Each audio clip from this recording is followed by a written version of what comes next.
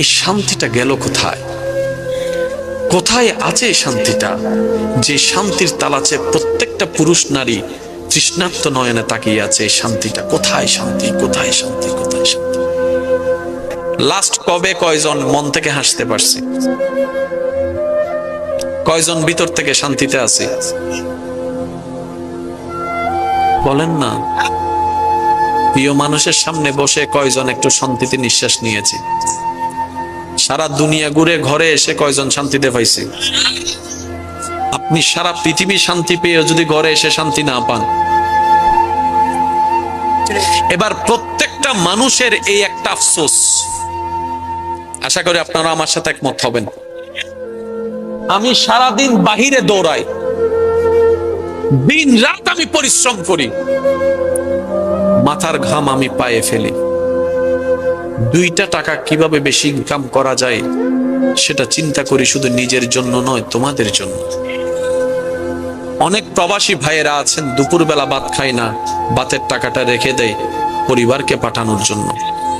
অনেক ভাইয়েরা আছেন ভাত না খেয়ে কোন রকম একটা বন একটু পানি দিয়ে পেটটাকে লোড করে আবার কাজের মধ্যে লেগে যায়। ওই বাবাকে প্রশ্ন করেন, ওই ভাইকে প্রশ্ন করেন, কেন এত ওভার পরিশ্রম করছেন?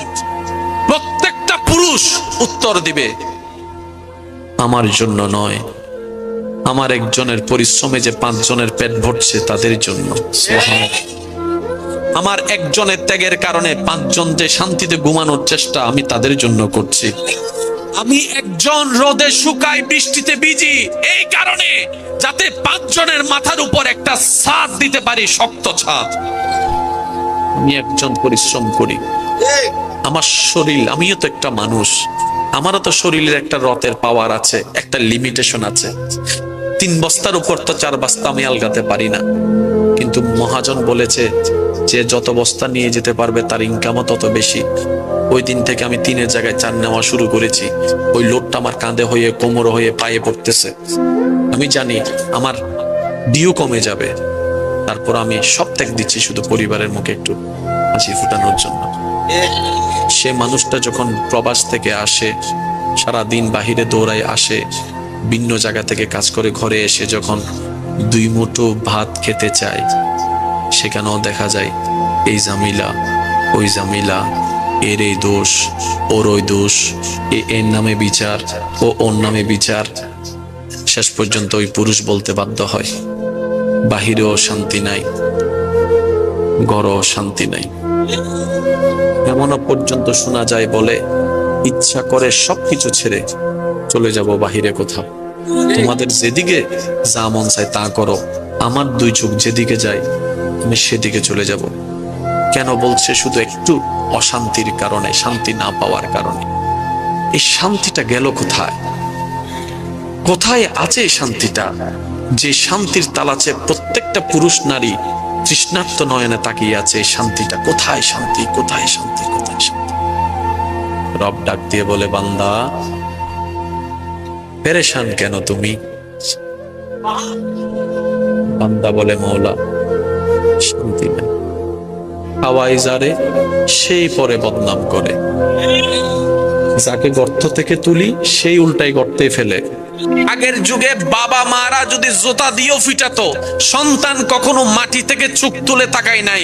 আর এখন 1টা থেকে 2টা কথা হলেই সন্তান রাগ করে খাবার বন্ধ করে দিচ্ছে, ঘর থেকে বের হয়ে যাচ্ছে, আবার অতিমাত্রায় আবেগী হয়ে অনেকে সুইসাইড পর্যন্ত করে ফেলতেছে।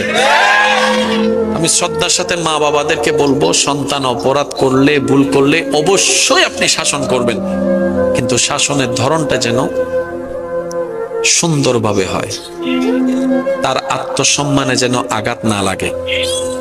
আত্মীয় স্বজনের সামনে তাকে তুলনা দিয়ে বিবেচনা কইরেন না, তাকে তার সম্মানটা দিন। আপনার সন্তান যতই খারাপ হোক আপনি বিচার করবেন, এমন কোনো কথা বলবেন না, এমন কোনো রাস্তা করবেন না যেন বাহিরের মানুষ এসে আপনার সন্তানকে টানা দেয়, আপনার সন্তানকে ইনসাল্ট করে, আপনার সন্তানকে আন্ডার এস্টিমেট করে। এই সুযোগ দিয়েন না। তাহলে হবে কি, ওই সন্তানের অন্তর থেকে অটোমেটিক মা বাবার প্রতি শ্রদ্ধা উঠে যাবে। কেন যাবে? একটা হচ্ছে রাগ, আরেকটা হচ্ছে শয়তানের তো লেগেই আছে সব সময় বেয়াদবি করানোর জন্য। কথা বলতে হবে, ঠিক কি না? কিছু কিছু জায়গায় আমাদেরকেও একটু সাবধান হতে, আল্লাহ আমাদের সবাইকে বুঝার তৌফিক দান করুন।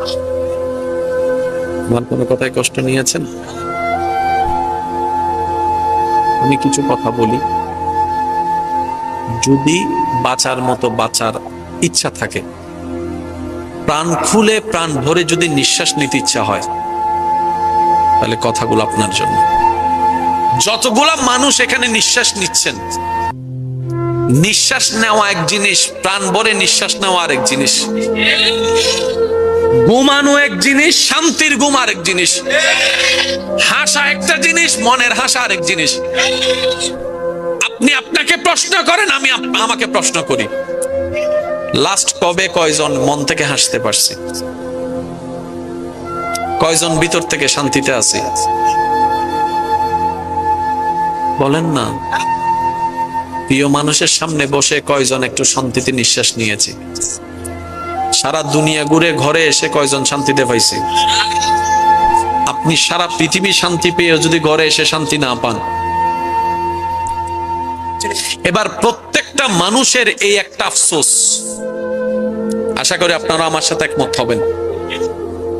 আমি সারাদিন বাহিরে দৌড়াই, দিন রাত আমি পরিশ্রম করি, মাথার ঘাম আমি পায়ে ফেলি, 2টা টাকা কিভাবে বেশি ইনকাম করা যায় সেটা চিন্তা করি, শুধু নিজের জন্য নয়, তোমাদের জন্য।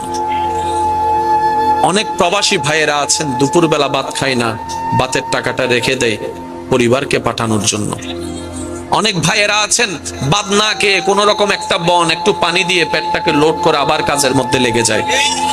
ওই বাবাকে প্রশ্ন করেন, ওই ভাইকে প্রশ্ন করেন, কেন এত ওভার পরিশ্রম করছেন? প্রত্যেকটা পুরুষ উত্তর দিবে, আমার জন্য নয়, আমার একজনের পরিশ্রমে যে 5 জনের পেট ভরছে তাদের জন্য। সুবহানাল্লাহ।